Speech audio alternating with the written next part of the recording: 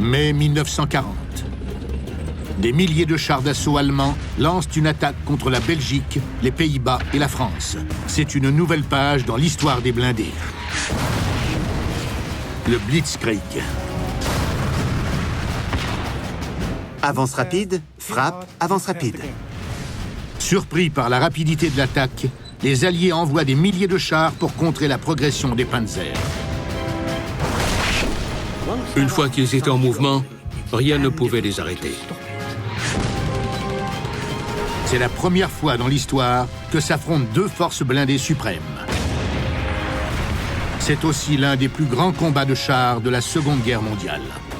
Oui, alors ça, il y avait du feu partout, des boules de feu, quoi.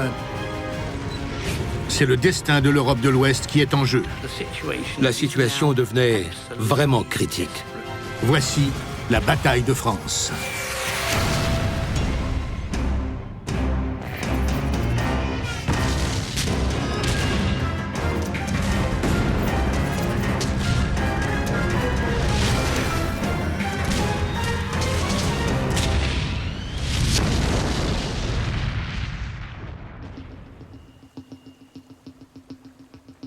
Nous sommes à Sedan, en France, sur le fleuve Meuse, près de la frontière belge. Le paysage pittoresque est couvert de casemates de béton en ruine. Elles sont le souvenir amer des sombres événements qu'a connus l'Europe dans le passé, à une époque où le monde entier frôlait le désastre.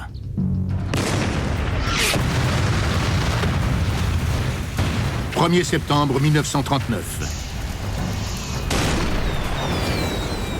Une armée allemande d'1,5 million de soldats traverse la frontière de la Pologne. C'est le début de la Seconde Guerre mondiale.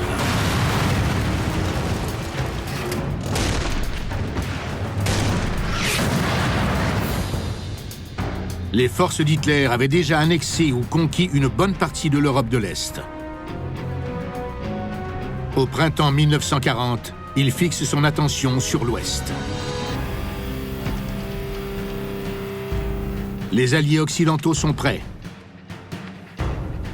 Depuis la chute de la Pologne, la France et la Grande-Bretagne construisent des fortifications, accumulent des munitions et positionnent des hommes et des engins partout en Europe de l'Ouest. Les alliés se croient prêts pour l'inévitable offensive allemande. En mai 1940, ils ont accumulé près de 3,5 millions de soldats, 14 000 pièces d'artillerie et 3 600 véhicules blindés. Une force de défense supérieure à celle de l'Allemagne en nombre et en puissance de feu. Pour l'invasion, l'Allemagne a accumulé 2 400 000 hommes, plus de 7 500 pièces d'artillerie et seulement 2 500 chars d'assaut. Selon la doctrine militaire traditionnelle, celui qui attaque doit toujours être plus fort que celui qui se défend. Mais la stratégie des Allemands n'a rien de conventionnel. Leur plan est d'utiliser 10 divisions de panzer pour foncer vers l'ouest sur 400 km et de faire passer l'attaque principale par la forêt des Ardennes. Leur objectif est de surprendre, de diviser et de détruire les forces alliées. Le terrain vallonné et accidenté des Ardennes n'est pas idéal pour les chars d'assaut. Les véhicules lourds risquent de s'enliser dans le feuillage épais et les ravins. C'est un endroit peu indiqué pour une attaque de panzer. C'est précisément pourquoi ce terrain a été choisi. Jamais le haut commandement français ne s'attendait à une attaque dans les Ardennes. La rapidité et la férocité de l'attaque allemande prennent les Alliés au dépourvu. Toujours alignés sur les tactiques militaires de la Première Guerre mondiale, les Alliés sont mal préparés pour affronter la nouvelle stratégie d'attaque blindée du général Heinz Guderian, le Blitzkrieg. Guderian et les autres généraux avaient compris que la vitesse, la mobilité et la confusion étaient des éléments clés.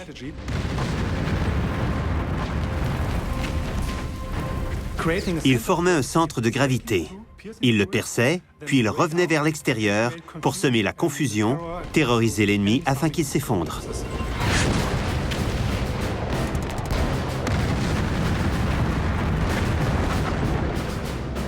Plus de 1700 panzers traversent les Ardennes à une vitesse surprenante. Ils parcourent 100 km de terrain ardu en moins de 3 jours. Le 13 mai, ils ne sont qu'à 300 km de la Manche. Encore sous le choc de l'attaque allemande, les Alliés concentrent toutes leurs forces à l'est pour intercepter l'ennemi près de la Meuse. Nous recevons donc dans la nuit du 13 au 14 l'ordre de partir pour contre-attaquer les Allemands qui venaient de passer la Meuse à Sedan, essayer de les arrêter et de les rejeter de l'autre côté et si possible les raccompagner jusque chez eux. À la tête de la contre-attaque des Alliés, 3 douzaines de chars légers français foncent à toute allure vers les panzers de l'ennemi. Le FCM-36 est protégé d'un blindage frontal de 40 mm. Mais son canon court de 37 mm est principalement conçu pour servir de support à l'infanterie. Il ne fait pas le poids contre les chars de Guderian.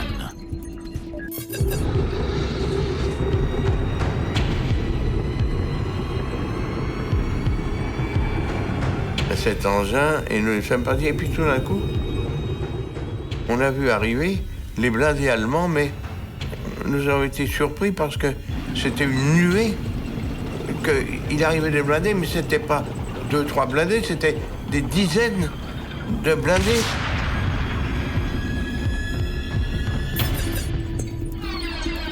Les chars d'assaut français se retrouvent face à face avec des dizaines de Panzer III.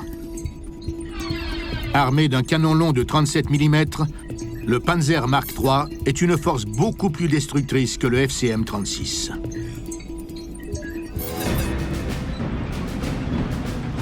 On prend l'obus, on le met dans le canon, on vise, on tire.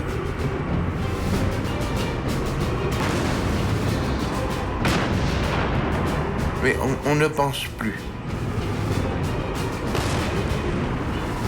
Alors que nous, on ne pouvait pas transpercer leur blindage. Et j'ai vu donc mes camarades qui ont été touchés les premiers et qui sont morts sans avoir rien pu faire. Et je vous assure que je perdrai jamais ce souvenir. C'est épouvantable de penser qu'on ne peut rien faire pour leur porter secours et qu'ils ne pouvaient pas se défendre davantage puisque les autres avaient un armement qui nous dépassait largement. Les FCM-36 ne pouvaient rien faire contre les Panzers. Le désavantage principal était l'armement. Leurs canons courts n'avaient presque aucune chance contre les blindages allemands.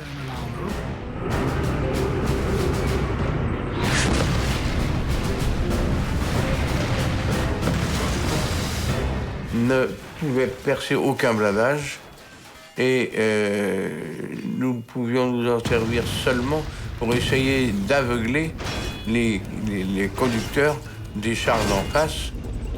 C'était pas facile. Alors on tirait au jugé, on levait le canon plus ou moins avec les polières.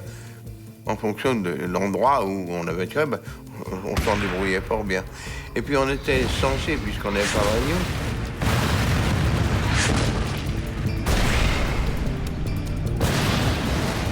on pense même pas qu'on y reste ou qu'on n'y restera pas. Ça vient pas à l'esprit. Ce qu'il faut, c'est essayer de faire du boulot avec ce qu'on a. C'est tout. Et c'est vrai, si on est tué, mais quand un obus frappait le blindage, l'acier rougissait. À l'intérieur, c'était de l'acier rougi, et puis il en sortait des éclats. Et quand on voit le char d'un copain qui brûle avec les trous d'obus et lui dedans, ça fait. Alors, on ressent et on essaye de le venger.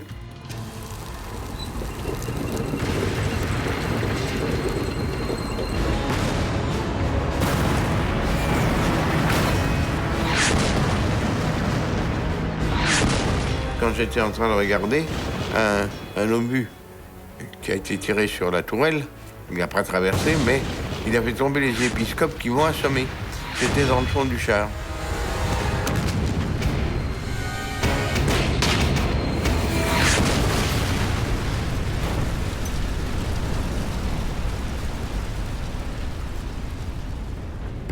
Mon char est mort le dernier à midi.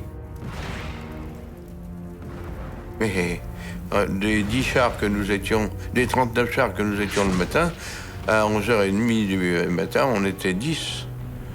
Mais nous avons arrêté les Allemands. C'était le but de la manœuvre. Malgré les nombreuses pertes, les chars d'assaut français arrivent à ralentir l'avancée allemande. Guderian doit modifier ses plans.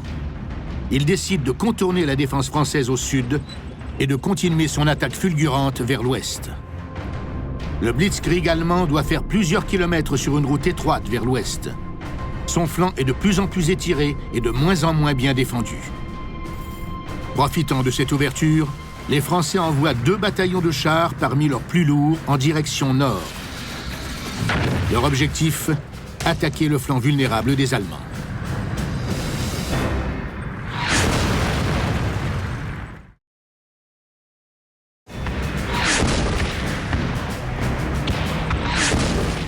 « 10 mai 1940. Décidé à dominer l'Europe de l'Ouest, Hitler lance une attaque massive en territoire néerlandais, belge et français. Le blitzkrieg des Allemands était une guerre de mouvement. Avance rapide, frappe, avance rapide.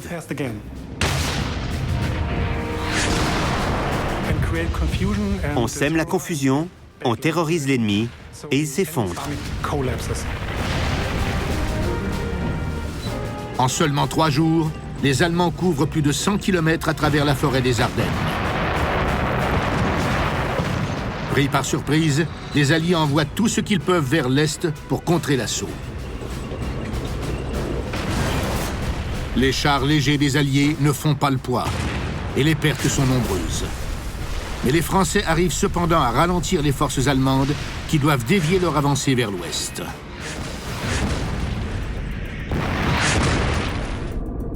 Les panzers de Guderian arrivent à faire 30 km en territoire français. Mais à quel prix? Leur flanc est maintenant étiré et vulnérable. Le 15 mai, les Français attaquent le flanc gauche de l'ennemi dans le but de reprendre possession du village de Stone en terrain surélevé. Le village de Stone était un point stratégique indispensable pour les Allemands. Ils avaient besoin de Stone pour maintenir la tête de pont et continuer leur avancée vers l'ouest. Pour cette bataille cruciale, la France déploie ses armes les plus puissantes. 68 chars d'assaut lourds B-1 bis. Le char allié le plus redouté des Allemands était sans doute le char français B-1. Il était massif et muni d'un blindage imposant de 60 mm. C'était le cauchemar des chars allemands. Les jours de combat, il faisait très beau. Hein? On n'avait pas de pluie, par conséquent, c'était l'idéal pour nous, d'une part pour la visibilité du terrain, et puis ensuite de ça, pour le matériel également, quoi. Le 15 mai au matin, je devais aller à Stone en reconnaissance, mais je n'avais pas de poste radio à ce moment-là. On a été pour pas neutraliser, mais pour empêcher les Allemands de passer.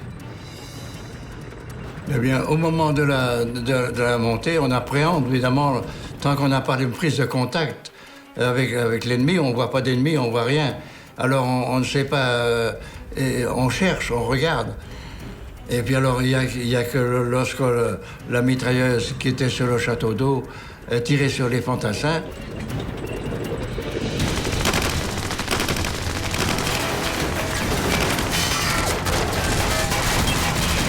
qui piquait les fantassins, qui les clouait au sol. Alors, il fallait détruire on a tiré au 75 sur le château d'eau.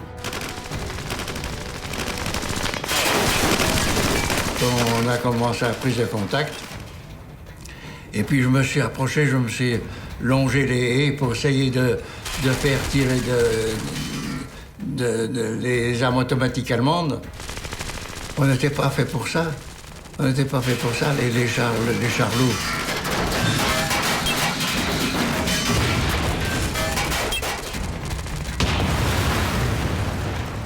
quand j'étais sur le plateau, à 500 mètres d'Ostende, de l'entrée d'Ostende. Nous, on conduit le char, et puis j'étais tireur du canon de 75. Alors, c'est tout, on avance. C'est la raison pour laquelle on a combattu. Il fallait qu'on garde cette colline-là. Arrivés à Stonne, les énormes chars français tombent sous les rafales de canons anti-chars bien dissimulés par les Allemands. Dans les chars B, on était en sécurité du fait qu'on avait 6 cm de blindage que je n'ai tombé sur des canons des anti-chars.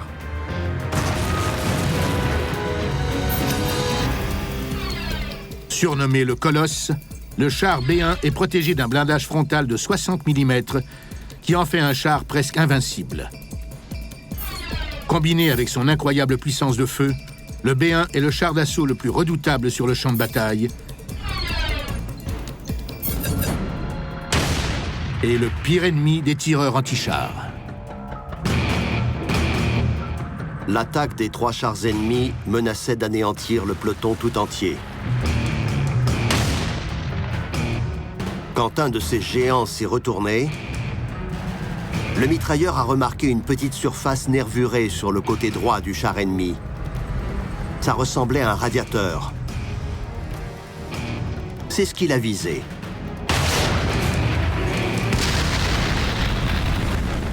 La pièce a éclaté en un jet de flamme. Les 2 tireurs se sont mis à viser uniquement ces petits carrés sur le flanc des chars ennemis de 32 tonnes. Pour les signaler, quoi. Alors c'est là qu'on m'a tiré au fumigène et que j'ai arrivé à sortir de là. Et à la sortie du fumigène, il y avait un anti-char qui se mettait en batterie pour me tirer dessus. Mais il n'a pas eu le temps, c'était trop près, moi je ne pouvais pas tirer. Alors il n'y avait qu'une chose à faire, j'ai foncé dessus, et puis lui passer pour le dessus pour le. Il y avait les assistants qui étaient là, ils levaient les bras en l'air, mais moi je ne pouvais pas les tirer au canon. Je ne l'ai pas tiré au canon 75. Le chef de chasse s'en occupait, lui. Et je suis rentré à la base de départ sans rien, quoi. L'attaque de flanc menée par les Français à Stonne se solde par un échec. Les panzers de Guderian continuent leur avancée dans les Ardennes sans trop de résistance. Au nord de Guderian se trouve le fer de lance de l'avancée allemande, la 7e Panzerdivision, menée par le plus renommé des commandants de chars allemands, Erwin Rommel.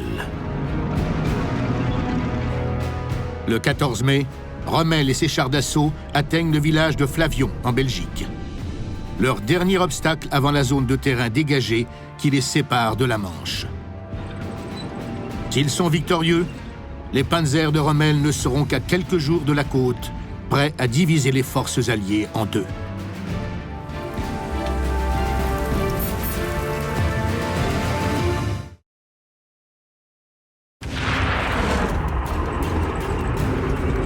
« 15 mai 1940. L'invasion de la France par Hitler dure depuis 5 jours. Ces imposantes divisions de panzer ont déjà parcouru 150 km sur le territoire accidenté des Ardennes.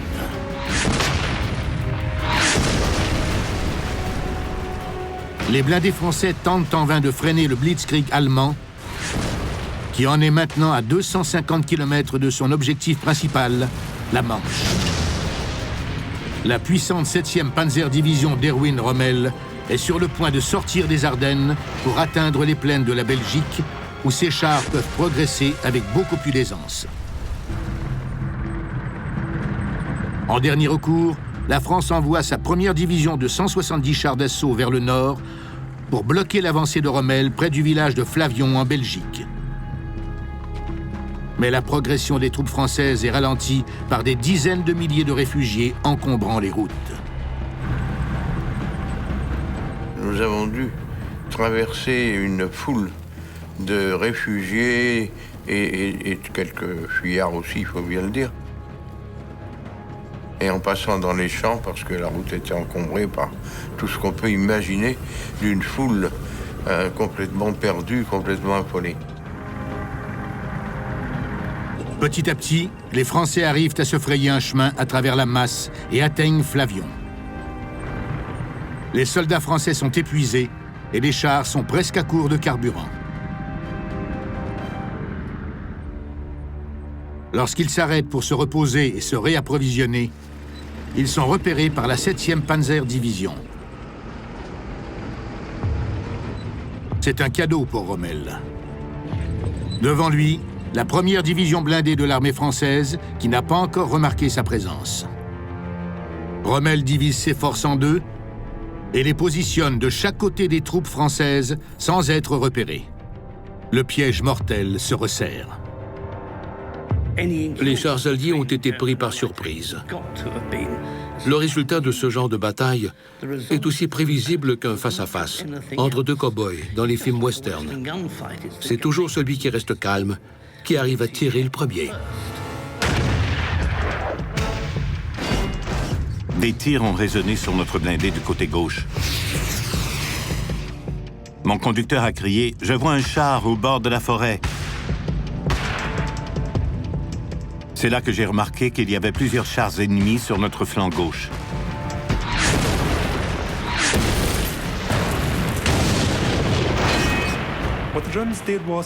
La stratégie des Allemands était d'encercler l'ennemi et de le tirer de tous les côtés. Les chars allemands agissaient comme une meute de loups. Ils attaquaient un char à la fois. Ils pouvaient l'isoler facilement puisque les chars alliés étaient dispersés sur le champ de bataille. Par radio, ils choisissaient un char à encercler, par exemple le premier à droite.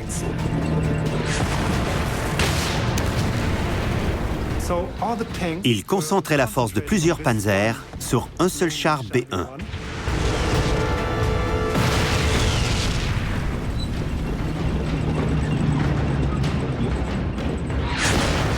Pris au dépourvu et en manque de carburant, les chars français sont sans défense devant l'embuscade allemande. Au bout de quelques minutes seulement, chaque char français se retrouvait seul devant l'ennemi.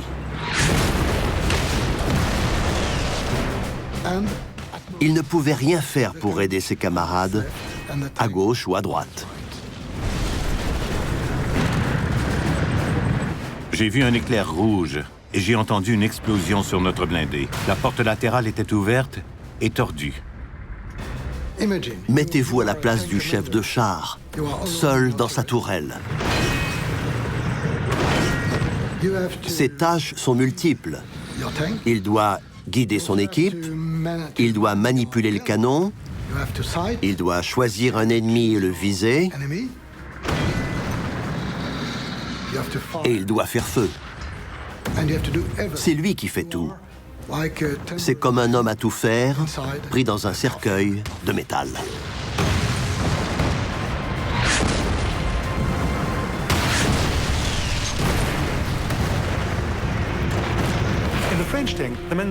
L'homme dans la tourelle avait une vue très étroite et très limitée.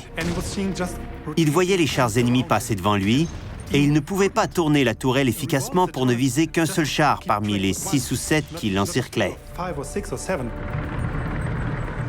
Notre radiateur a été touché.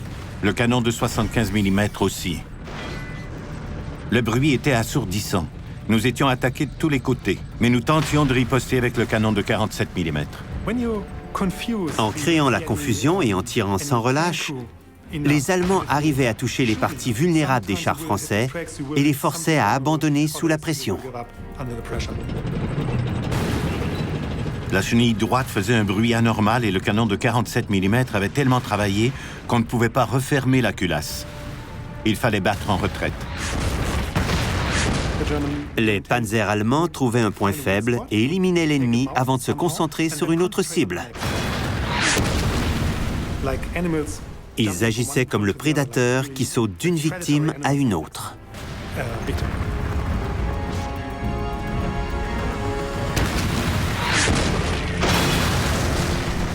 Flavion a été un terrible champ de bataille pour les forces françaises. La division a été anéantie. Aucune autre action n'était possible. L'attaque de Rommel détruit 2 bataillons entiers. À la fin de cette bataille, il ne reste que 36 des 170 chars d'assaut de la première division blindée. La victoire à Flavion permet aux Allemands de sortir du terrain accidenté des Ardennes et de continuer leur chemin sur les plaines de l'ouest de la Belgique. Ils avancent vers la Manche à toute allure.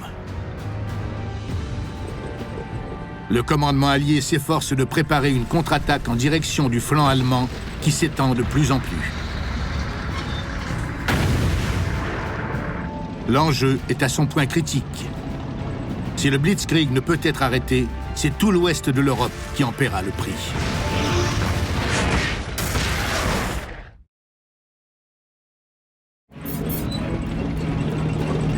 Mai 1940.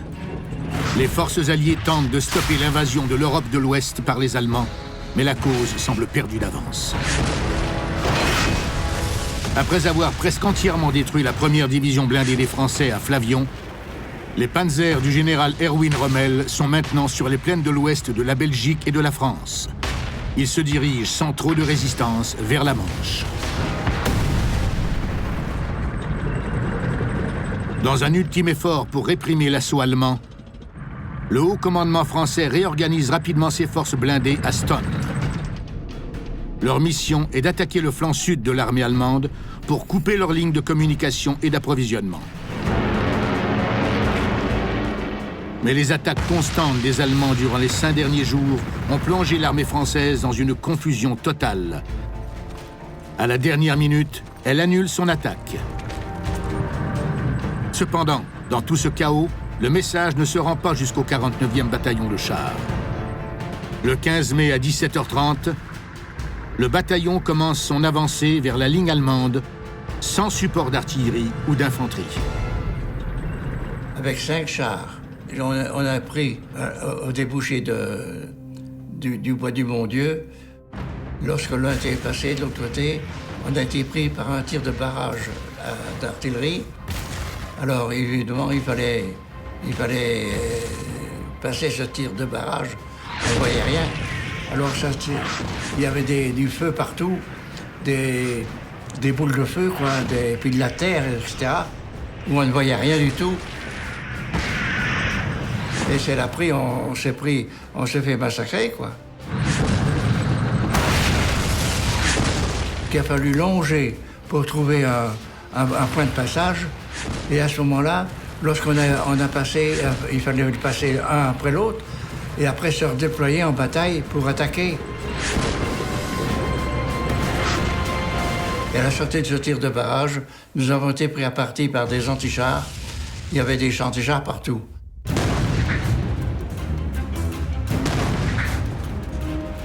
Les Français tombent dans le piège. Les canons antichars allemands sont parfaitement positionnés en forme de V, de façon à les emprisonner dans un feu croisé. Lorsqu'un antichar vous tire dessus,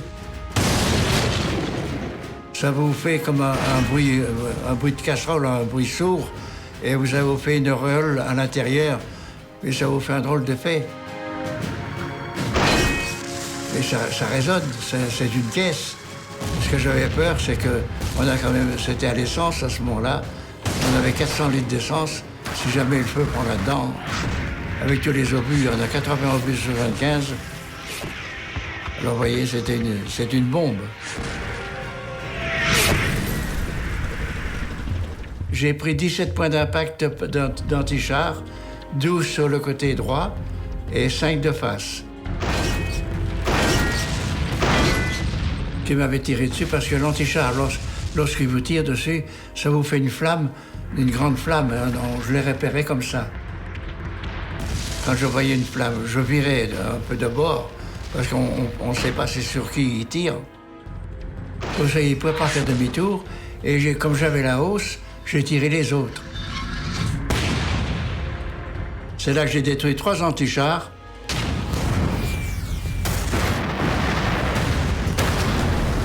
nous avons fait demi-tour. Et alors, il y avait le capitaine le capitaine commandant de la compagnie. Il est resté à 10 mètres devant moi. Il est descendu le ravin et est tombé dans le ruisseau. Le pilote a été tué par un obus qui, malheureusement, a passé par le capot de conduite. Hein, c'est tout à fait différent. Mais lorsque vous avez des amis qui sont blessés, etc., ça change tout. Alors là, on a essayé de sauver ce qu'on pouvait.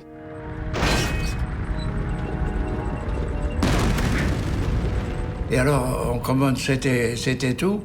On faisait un demi-tour. Et là, il y avait le chef de char qui nous fait signe que son pilote avait été gravement blessé. Comme la porte la porte latérale dans les chars B, on est monté à 9 dans le char, tassé comme des sardines. Alors là, à ce moment-là, je ne pouvais plus combattre. Avec le recul du canon, je ne pouvais plus combattre. J'ai rentré dans la forêt de Site pour déposer le blessé aux ambulanciers qui étaient dans la forêt. L'attaque française est un échec. Le Blitzkrieg allemand continue son avancée vers la Manche à l'ouest. Les puissants panzers semblent maintenant imbattables. Les Allemands étaient partout, poussaient dans tous les coins et terrorisaient tout le monde. Personne ne savait comment réagir. Une fois qu'ils étaient en mouvement, rien ne pouvait les arrêter. Le 20 mai, 10 jours après le début de l'invasion, les premiers panzers de Guderian atteignent la Manche à Abbeville en France et divisent les forces alliées en deux. La situation est désespérée. Les Alliés doivent mobiliser leurs armées avant l'arrivée des renforts allemands. Ils se préparent pour une dernière offensive acharnée. Cette rencontre fatale déterminera l'issue de la bataille de France.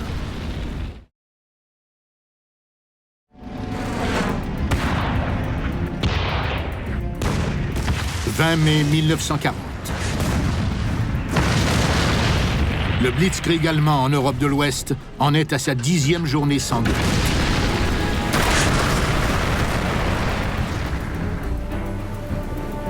Les premiers chars d'assaut allemands atteignent la Manche et divisent en deux les forces alliées. Mais l'avancée hâtive des panzers les force à se déplacer en corridors étroits et peu défendus. Dans l'espoir d'arriver à exploiter cette faille, les Alliés mènent un dernier assaut sur le flanc allemand. Leur plan est de les prendre en tenaille, près de la ville d'Arras, avec l'arrivée des Britanniques par le nord et des Français par le sud. Mais le plan échoue. L'armée française, épuisée après 10 jours de combats acharnés, n'arrive pas à se rendre à Arras à temps pour l'attaque. Sans les Français, les forces blindées alliées sont réduites de moitié. Ils n'ont plus que 2000 hommes, 48 canons de campagne et 88 chars d'assaut. Avec ces effectifs réduits, les Alliés n'ont aucune chance contre la 7e Panzerdivision de Rommel.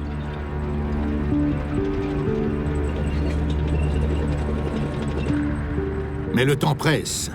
Malgré l'absence des Français, les Alliés lancent leur attaque. Rendu près du village d'Arras, on nous a dit de rejoindre les autres chars d'assaut en route vers le sud. On était un petit groupe de 5 ou 6 Matilda. On a roulé le plus vite qu'on pouvait pour les rejoindre. On avait reçu l'ordre de tirer pour tuer.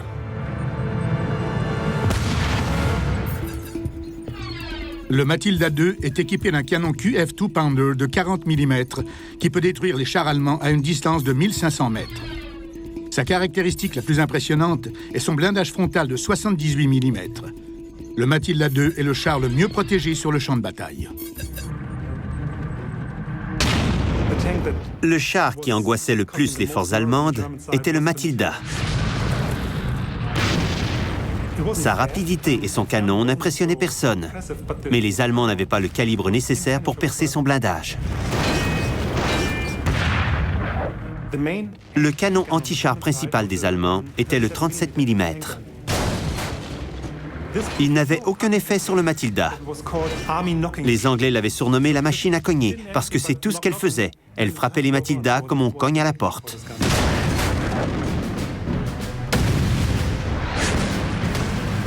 Infatigables, les Matildas foncent vers l'ennemi et créent la panique dans les lignes allemandes.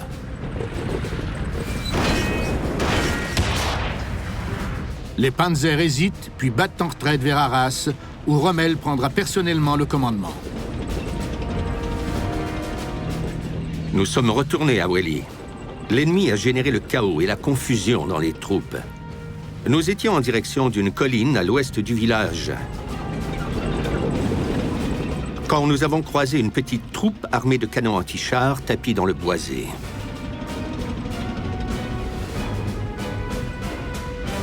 Au même moment, plusieurs chars d'assaut ennemis avançaient vers nous.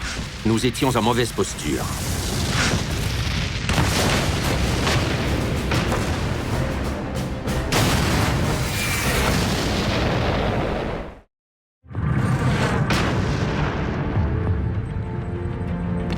Le 21 mai 1940.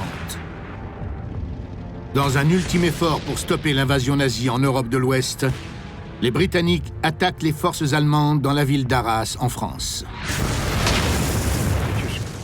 On a roulé le plus vite qu'on pouvait. On avait reçu l'ordre de tirer pour tuer. Les chars lourds britanniques Matilda II mènent l'assaut et éliminent aisément les chars allemands.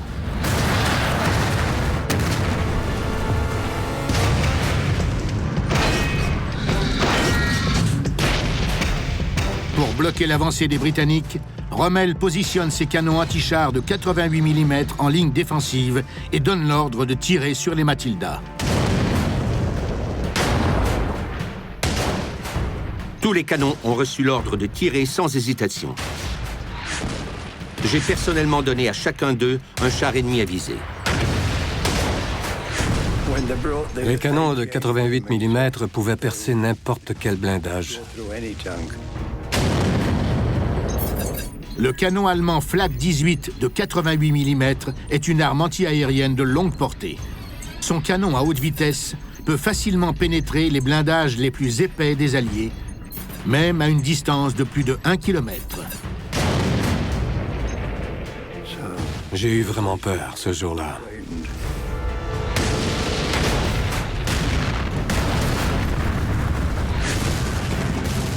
Les chars ennemis étaient dangereusement proches. Seuls les tirs rapides de tous nos canons pouvaient sauver la situation. Nous courions d'un canon à l'autre. J'ai passé outre les objections des chefs de pièce qui prétendaient que l'ennemi était trop loin pour certains de nos canons.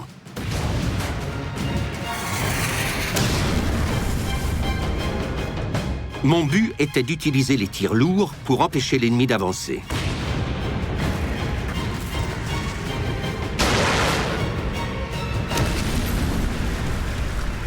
Dès que les Allemands nous ont vus à l'horizon, ils ont ouvert le feu.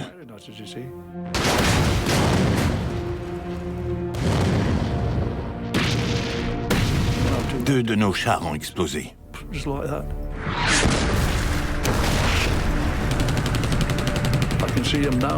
Je me souviens d'avoir vu un de nos chars se mettre en marche arrière en tirant à la mitrailleuse. Et il a explosé. Nous avons réussi à les mettre hors combat en peu de temps. Nous avons ensuite dirigé nos canons vers un autre groupe de blindés qui s'avançait. Certains étaient en feu, certains n'avançaient plus, et les autres ont battu en retraite. Un de mes bons camarades est mort là-bas, décapité. Il était chef de char.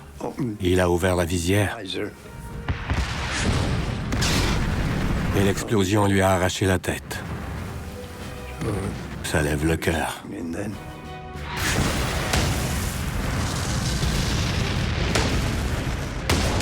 Même sous les rafales des tirs lourds des chars ennemis, nos équipes d'artillerie ont fait du bon travail.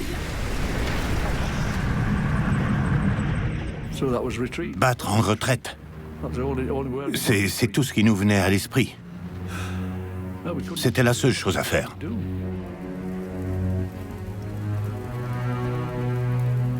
Arras est une victoire durement gagnée pour Rommel. Les Allemands subissent leurs plus lourdes pertes depuis le début de la campagne. 30 panzers et 600 soldats. Mais ce n'est rien comparativement aux pertes des Britanniques. Seulement 28 de leurs 88 chars d'assaut sont encore opérationnels et des centaines de soldats sont tués ou blessés. Après la bataille d'Arras et de l'ouest de la France, on a presque perdu tous nos chars et tous nos canons anti-chars. Pour la Grande-Bretagne, la situation devenait vraiment critique. Les divisions allemandes atteignent la côte. Le 4 juin, les dernières troupes britanniques ont déjà évacué Dunkerque et la France.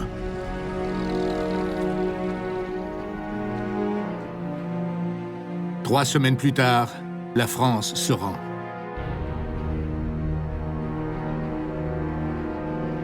La victoire rapide et déterminante de l'Allemagne témoigne de la puissance du Blitzkrieg.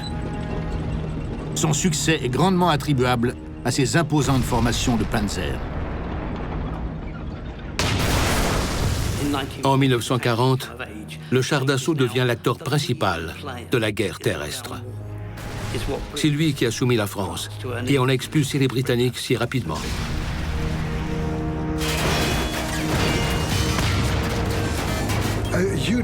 Des milliers de soldats ont donné leur vie pour défendre la France. Tout particulièrement les troupes de chars. Ils ont tous combattu avec vigueur dans l'espoir d'empêcher l'invasion ennemie.